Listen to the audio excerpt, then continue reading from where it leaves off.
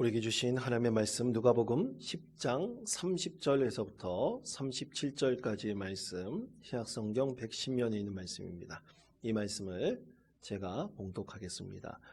예수께서 대답하여 이르시되 어떤 사람이 예루살렘에서 여리고로 내려가다가 강도를 만나매 강도들이 그 옷을 벗기고 때려 거의 죽은 것을 버리고 갔더라. 마침 한 제사장이 그 길로 내려가다가 그를 보고 피하여 지나가고 또 이와 같이 한 레위인도 그곳에 이르러 그를 보고 피하여 지나가되 어떤 사마리아 사람은 여행하는 중 거기 이르러 그를 보고 불쌍히 여겨 가까이 가서 기름과 포도주를 그 상처에 붓고 싸매고 자기 짐승에 태워 주막으로 데리고 가서 돌보아 주니라. 그 이튿날 그가 주막 주인에게 데나리온 2를 내어주며 이르되 이 사람을 돌보아 주라. 비용이 더 들면 내가 돌아올 때에 갚으리라 하였으니 내 생각에는 이 세 사람 중에 누가 강도 만난 자의 이웃이 되겠느냐. 이르되 자비를 베푼 자니이다. 예수께서 이르시되 가서 너도 이와 같이 가라 하시니라. 아멘. 여러분, 누구의 도움이 있다면 어떤 실패한 사람도 그 실패 가운데서 이겨나갈 수 있을 것입니다. 이런 도움이 우리에게 계속된다면 우리는 내 인생 가운데 또 내가 어떤 일을 도전할 때 내가 무엇을 감당하고자 할 때 전혀 실패에 대해서 두려워할 필요가 없을 것입니다. 얼마 전 외식업계의 전설로 불리웠던 성신재라는 분이 세상을 떠났습니다. 이 성신재라는 분 잘 모르실 거예요. 대부분 모르실 겁니다. 그런데 피자헛 그러면 다 아십니다. 여러분 피자헛은 아시죠? 예. 안 드셔보신 분들은 잘 모르겠지만 드셔보신 분들은 잘 아실 겁니다. 이 피자헛을 우리나라에 처음 들어온 분이 바로 이 성신재십니다. 그래서 이 피자업계의 대부로 통했던 분인데요. 이분이 미국에서 1980년대 중반에 이 피자헛 총판권을 얻어가지고 우리나라에서 처음 사업을 시작했을 때 이 피자헛이 아주 전국에 아주 엄청나게 매장이 세워지기도 했습니다. 그런데 그는 얼마 지나지 않아 큰 실패도 맛보게 되었습니다. 그는 이 피자헛을 들어왔는데 그만 돈을 잘 버니까 이 미국 피자헛에서 이 직영을 하겠다. 이 직접 들어온 거예요. 그래서 할 수 없이 이 총판을 했던 이분의 사업이 그만 실패하게 되었죠. 그 다음에 치킨업을 했습니다. IMF가 곧바로 터졌어요. 또 실패하게 되었습니다. 또 자신의 이름을 따서 피자 사업을 다시 시작했어요. 승승장구하는 줄 알았습니다. 악굴사 또 실패했습니다. 글로벌 금융위기가 닥쳐가지고 또 실패했어요. 그는 9번의 사업에 실패를 맛보게 됐습니다. 그래서 그의 또 다른 별칭이 있어요. 실패의 아이콘입니다. 그는 그렇게 실패했다고 좌절하지 않았습니다. 2019년 참으로 재밌게도 우리나라의 공공 캠페인으로 실패 박람회라는 것이 열렸다고 합니다. 여러분 들어보신 적 있습니까? 예, 실패 박람회라는 것이 열렸는데 이때 성신재 씨가 실패 박람회 홍보대사가 되었습니다. 나같이 실패한 사람 한번 있어봐라. 그는 그렇게 자랑하면서 많은 사람들에게 실패를 두려워하지 말고 실패 가운데서 교훈을 얻고 도움을 통해서 많은 사람들이 일어날 수 있도록 그렇게 도움을 주었다고 합니다. 그는 또 개인적으로 2011년도부터 계속해서 암에 걸렸습니다. 여러 암에 걸렸더라고요. 그런데 28번에 걸치는 암 수술도 했지만 그는 끝까지 이겨내려고 열심히 노력하면서 많은 사람들을 도왔습니다. 그러다가 얼마 전 참 안타깝게도 세상을 떠나게 되었습니다. 자, 그의 인생은 실패한 인생입니까? 성공한 인생입니까? 이렇게 이분법으로 나눌 수 없을 것입니다. 그러나 중요한 것은 성신재라는 이름을 알고 있는 사람들, 그 이름을 알고 있는 사람들, 그에게 도움을 받고 실패 가운데서도 성공할 수 있는 참으로 큰 도움을 준 사람으로 분명히 기억될 것입니다. 고 성신재 씨가 살아있을 때 항상 실패하는 사람들에게 이렇게 도전적인 말을 남겼다고 합니다. 반드시 당신의 계절이 옵니다. 여러분 저를 따라해 주시기 바랍니다. 반드시 당신의 계절이 옵니다. 여러분 믿음으로 고백합시다. 근데 여러분 이렇게 끝까지 죽음 가운데서도 많은 사람을 도와준 사람이 있습니다. 그의 삶이 얼마나 귀합니까? 오늘 말씀에서는 참으로 죽어가는 한 사람을 참 간절한 사랑의 마음으로 도움을 준 선한 사마리아인에 대해서 하나님께서 말씀을 하십니다. 자, 이 선한 사마리아인 한 장의 사진을 한번 보실까요? 그림입니다. 저기 퍼져 보였는데 퍼져 보이지 않게 좀 할 수 있으면 좀 해주셨으면 좋겠습니다. 예, 저렇게 펴져 보이니까 좀 그런데요. 여러분 이 그림은 19세기 후반 네덜란드의 인상주의 화가였던 빈센트 반 고흐의 작품입니다. 예, 내려주시기 바랍니다. 이 작품은 반 고흐가 정신요양원에 있을 때 그가 드라큘라라고 하는 유명한 화가의 작품을 보고 그가 모방해서 그린 작품이에요. 그는 이 작품을 그릴 때 참으로 불행한 삶을 살고 있었습니다.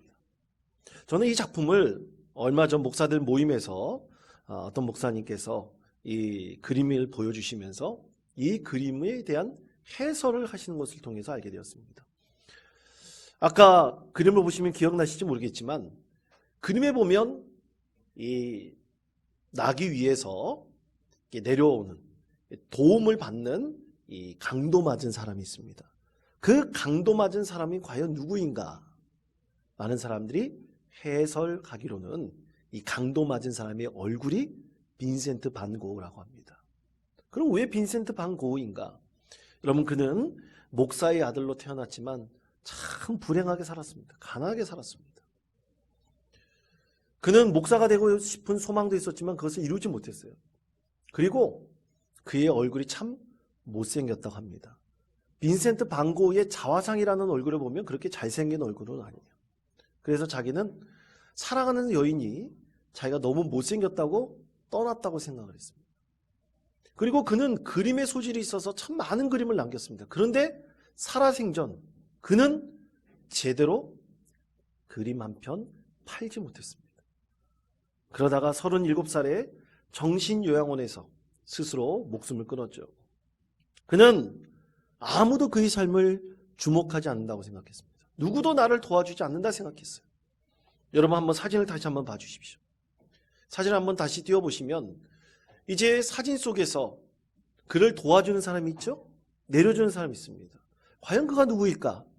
많은 사람들은 그가 반 고흐의 동생 테오라고 얘기하는 사람도 있습니다. 그러나 테오도 도와주다가 나중에 형을 떠났습니다. 그리고 빨간색 표시로 되어 있는 분들이 있어요. 작게 표시되어 있는 분들이 그 사람들이 바로 제사장 레위인입니다. 그럼 이 제사장 레위인은 누군가? 그를 간절히 도와주기를 바라는 그가 간절히 마음속에 품고 있었던 사람입니다. 그래서 이 그림을 해설하는 분들이 그래요. 대체 나를 도와줄 사람이 없습니까? 내가 지금 너무나 힘들어 죽겠는데 나를 도와줄 사람이 있습니까?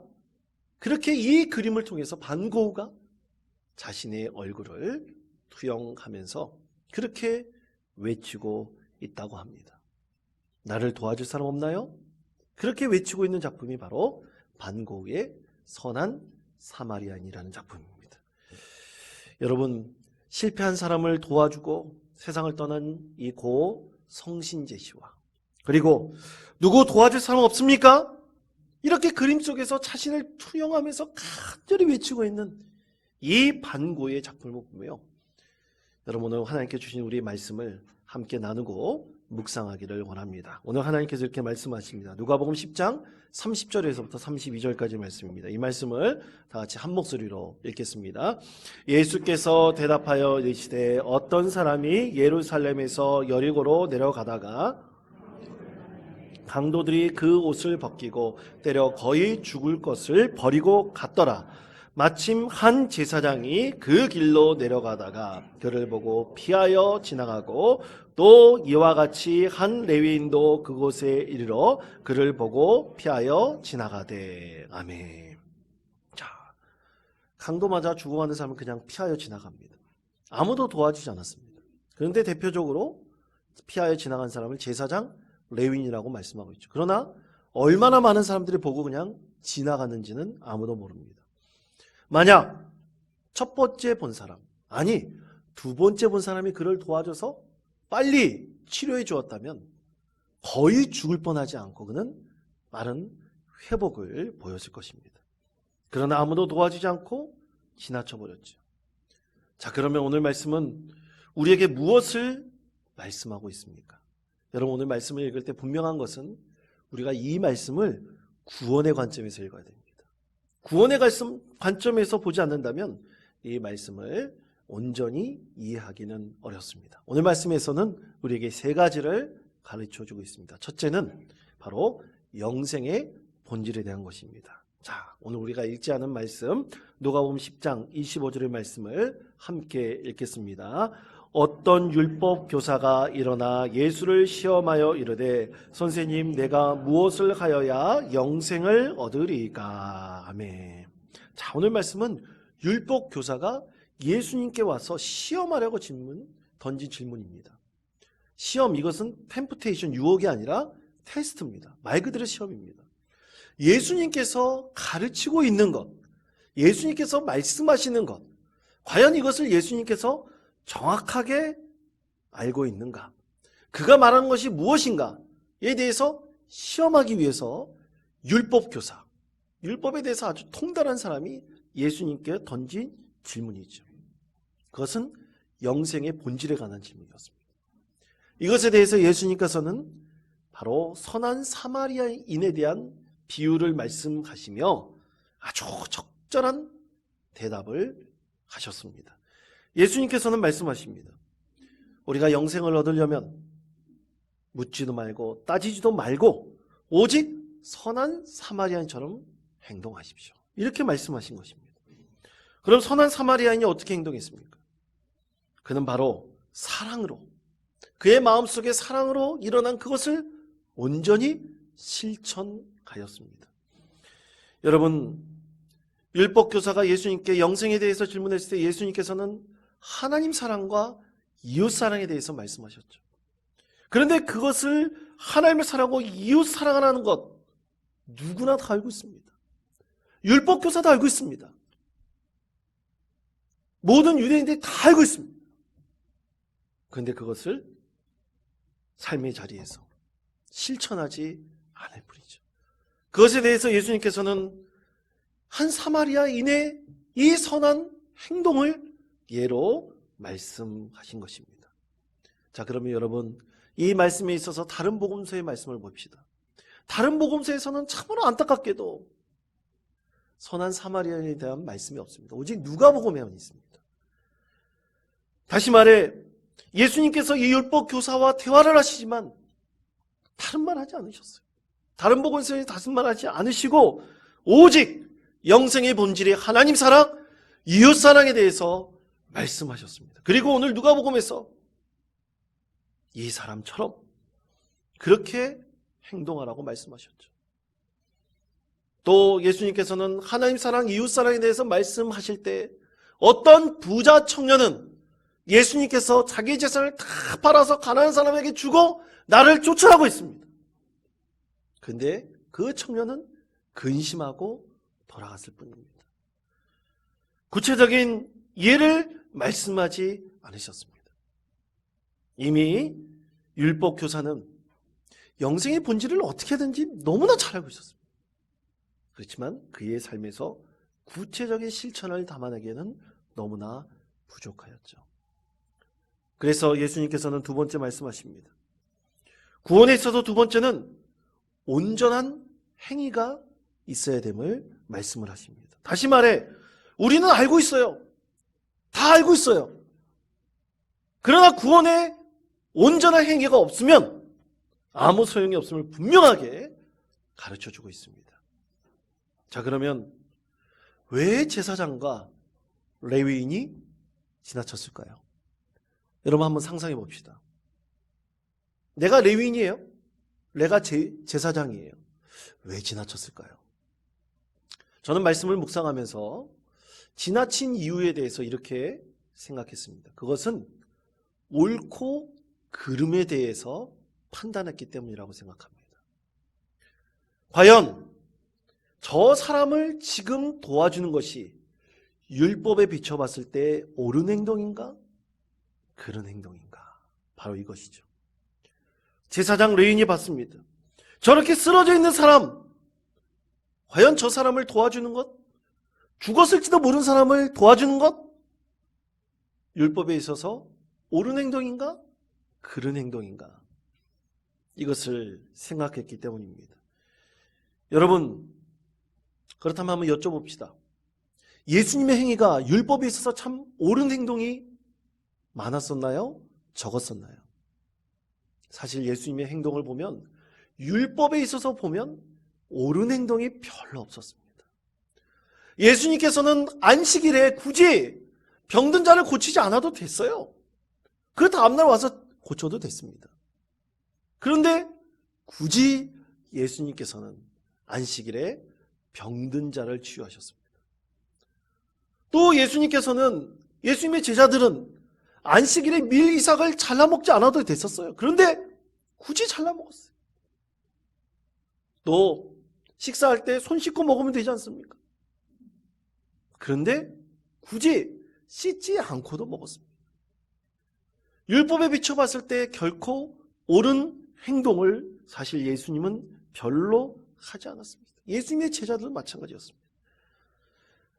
그런데 여러분, 우리가 옳은 행동 따지다가는 결코 하나님 사랑과 이웃 사랑을 온전히 행할 수 없습니다. 그런데 사마리아인을 보십시오. 그는 자유인입니다. 그는 여행하는 자라 그랬어요. 자유인을 상징하고 있죠. 옳은 행위로 규정받을 사람이 아닙니다. 그는 자유롭게 그의 마음속에 지금 죽어가고 있는 사람을 보고 그에 대한 사랑의 감동대로 그대로 그냥 행동하였습니다. 옳은 것 그런 것 따르지 않고 온전히 행동했습니다. 여러분, 어렸을 적 이 선한 사마리아인에 대한 말씀 너무나 많이 배웠습니다. 교회학교 어렸을 때 다니신 분들 아마 많이 들으셨을 겁니다. 그때 선생님들이 항상 가르쳐요. 이 쓰러져 있는 사람은 누군가? 유대인이라고 가르칩니다. 여러분 들어보셨죠? 모르십니까?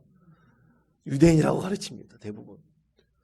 그럼 여러분, 정말 이 사람이 유대인인가요? 아닙니다. 성경 말씀해 보십시오. 그가 유대인인지 아닌지 말씀하고 있는 것은 한 군데도 없습니다. 중요한 것은 이것입니다. 사마리아에 있어서는 그가 유대인인지 아닌지 거리낌이 없었습니다. 옳은 것, 그런 것 따지지 않았습니다.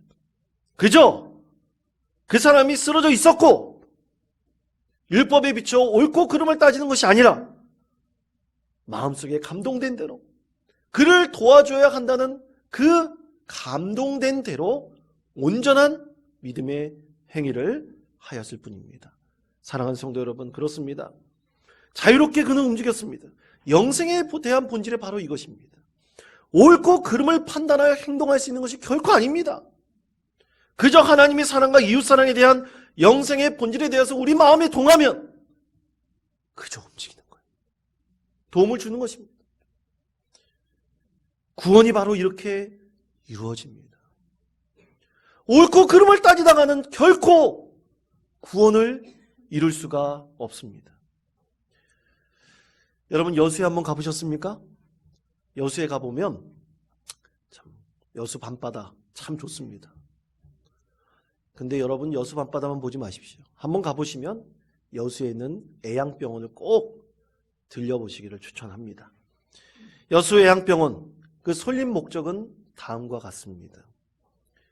진료, 의술이 아닌 인술의 구현을 위해 육체적 질병으로 고통받는 사람들을 보살핀다. 선교, 건강을 되찾은 환자로 하여금 하나님의 사랑을 새롭게 체험하고 그의 자녀가 되게 한다.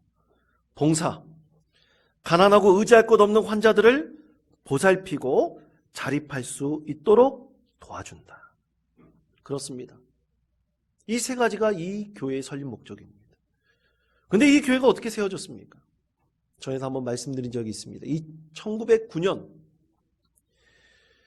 강도 만난 자의 불행한 이웃을 도와준 선한 사마리아인처럼 한 선교사, 포사이스 선교사가 지나갈 때 한센병에 걸려서 죽어가고 있는 한 사람을 구원해 줬을 때, 그를 도와주었을 때부터 이 병원이 시작되었습니다.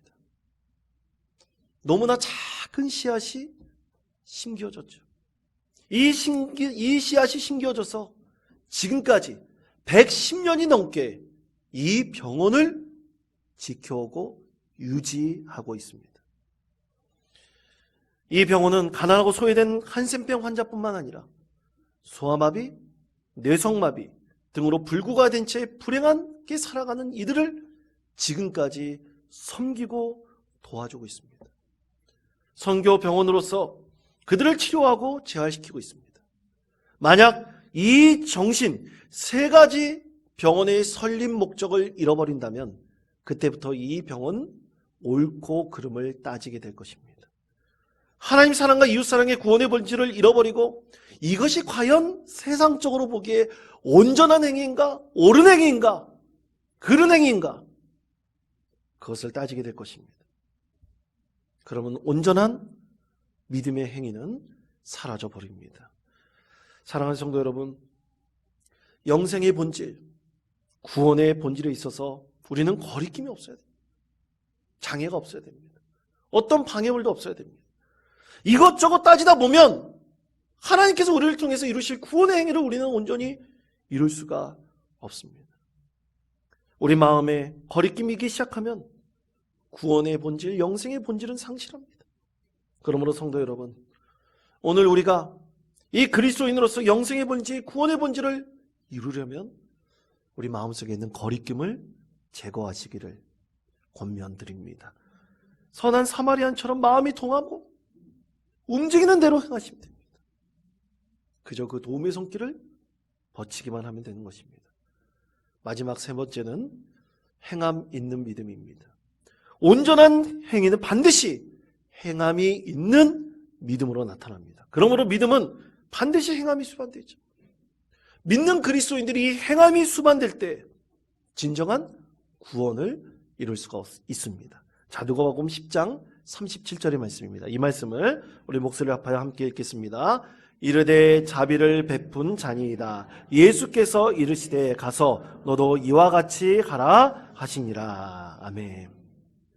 자, 여러분 보십시오. 예수님께서는 율법교사에게 다른 말 하지 않으셨습니다. 당신도 선한 사마리아와 같이 이렇게 하십시오. 그렇게 권면하셨습니다. 다른 말 하지 않으셨습니다. 다른 복음서에서 이렇게 말씀합니다. 마가복음 12장 34절의 말씀입니다. 예수께서 그가 지혜 있게 대답함을 보시고 이르시되 내가 하나님의 나라에서 멀지 않도다 하시니 그 후에 감히 묻는 자가 없더라. 아멘.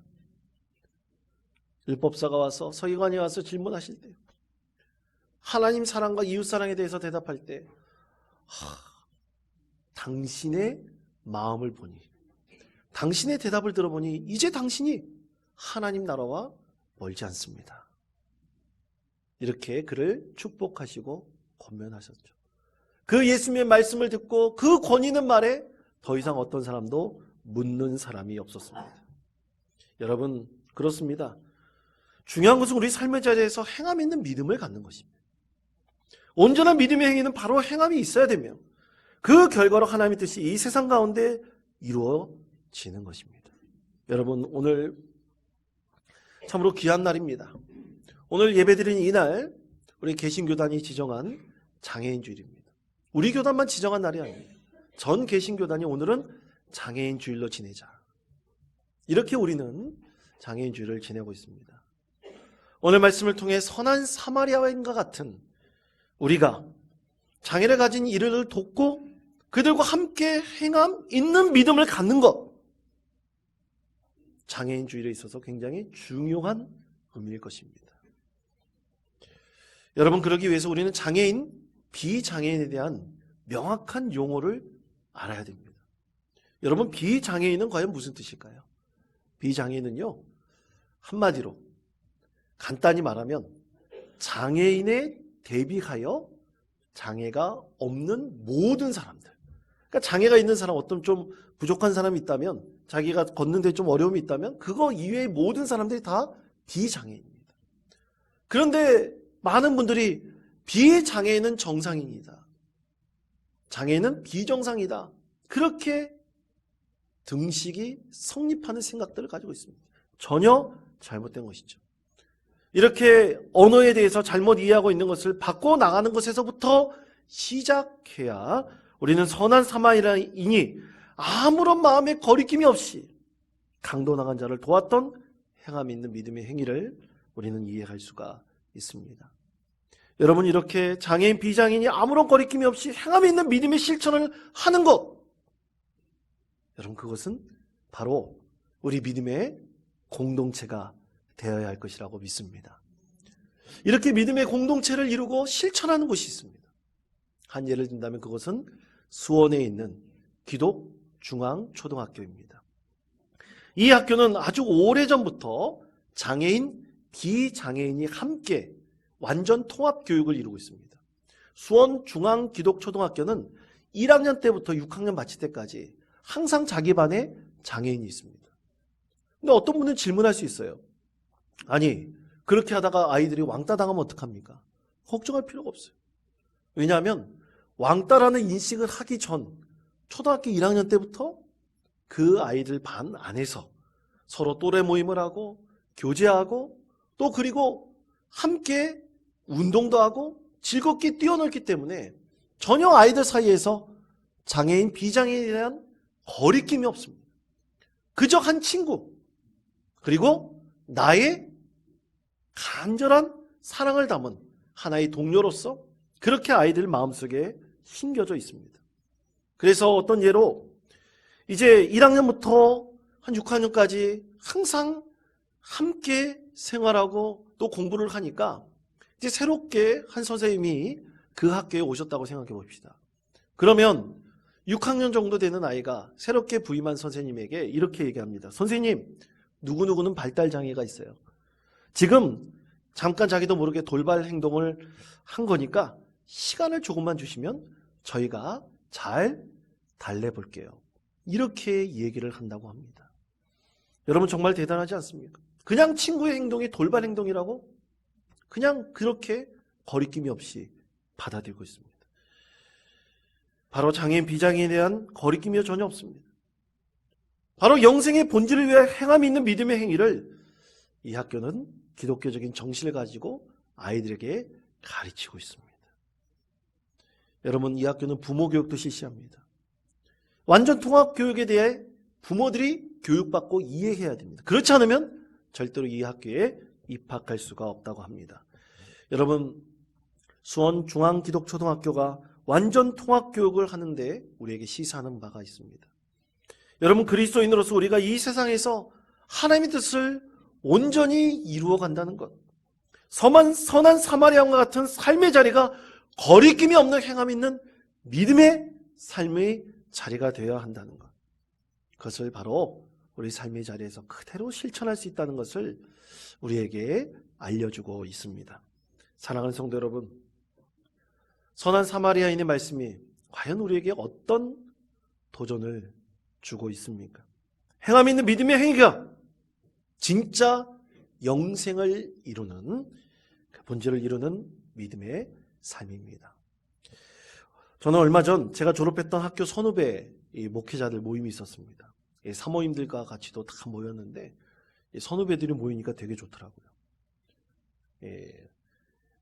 여러 얘기도 같이 나누면서 정겨운 시간도 갖고 가족 얘기도 하고 참 그 모임이 참 즐거웠습니다. 그 가운데 우리 노예에 시각장애인으로서 춘천에 함께하는 교회라는 교회를 목회하고 계시는 김호경 목사님이 계십니다. 얼마나 존경스러운지 모릅니다. 목사님과 사모님은 학교에서 만나가지고 이제 부부의 연을 맺으셨고 하나님의 은혜로 참 어렵고 힘들지만 시각장애인으로서 목회를 하시면서 장애인과 비장애인이 함께하는 교회의 비전을 가지고 열심히 섬기고 계십니다. 그 삶의 모습들이 너무나 아름답습니다.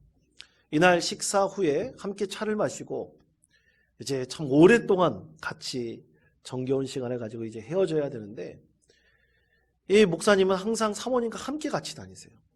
노예 때도 같이 오십니다. 왜냐하면 이 사모님이 항상 안내자가 되어주시기 때문이에요. 그런데 못 가는 곳이 있습니다. 남자 화장실은 못 가요.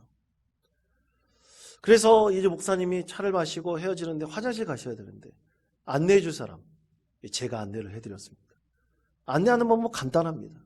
그냥 어깨에 손을 대고 있으시면, 목사님이 손을 대고 있으시면 제가 조금 보조를 맞춰서 걷기만 하면 됩니다. 그래서 남자 화장실 앞에서 목사님 문턱이 있습니다. 한 말씀 드리면 되고, 목사님 소변기는 왼쪽에 있습니다. 말씀만 드리면 돼요. 더 이상 도와드릴 필요가 없습니다. 우리가 더 이상 불편할 때 더 불편하지 않도록 도움 줄 필요 전혀 없습니다.